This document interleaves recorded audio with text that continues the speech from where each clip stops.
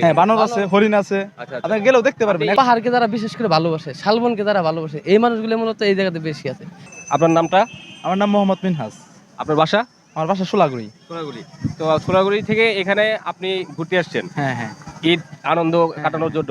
তো এই যে জাতীয় উদ্যান, মধুপুর জাতীয় উদ্যান, এখানে দেখার মতো কি কি আছে? দেখার মধ্যে আপনার অনেক কিছু আছে। আপনার এখানে যদি আপনি যান 2 কিলোর মতো হবো নহিরা। এখানে আপনার বানর আছে, হরিণ আছে।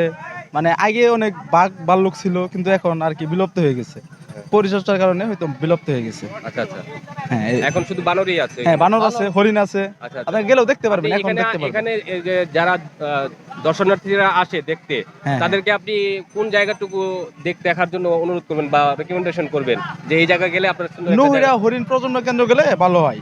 ওখানে গেলে কি দেখতে পাবেন? অনেক বানর, হরিণ, তারপর মানে বানরের সাথে খেলা করতে পারবে। আচ্ছা, আচ্ছা, আচ্ছা। হ্যাঁ, বানর এখানে ওপেনলি চলাফেরা করে? হ্যাঁ, ওপেন চলাচল করে। আচ্ছা, আচ্ছা। সেই সাথে এখানে মূলত হচ্ছে যে আমাদের যে প্রাকৃতিক যে একটা পরিবেশ, সেই পরিবেশটার জন্য মানুষ এখানে মূলত আসে। যেমন যেমন এখানে এটা হচ্ছে পাহাড়ি এলাকা, যেমন হচ্ছে শালবন মূলত শালবনের যেটা প্রকৃতি, এটা মূলত দেখার জন্য এখানে মানুষ আসে।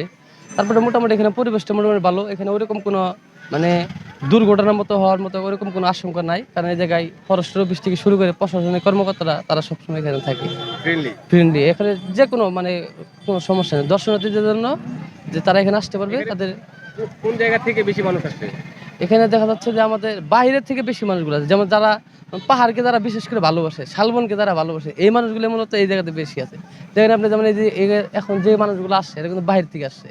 আর মূলত কি যে পাহাড়ের যারা প্রকৃতি, এটা দেখার জন্য মূলত এই জায়গায় আসে। আচ্ছা, আচ্ছা। আপনার নামটা? আমার নাম হচ্ছে রেজাউল করিম হীরা। কি করেন? আমরা পড়াশোনা করি দুজন একসাথে পড়াশোনা। আমি এবার inter second year. Second year. আপনি? আমি inter second year. Second year. ধন্যবাদ আপনাকে।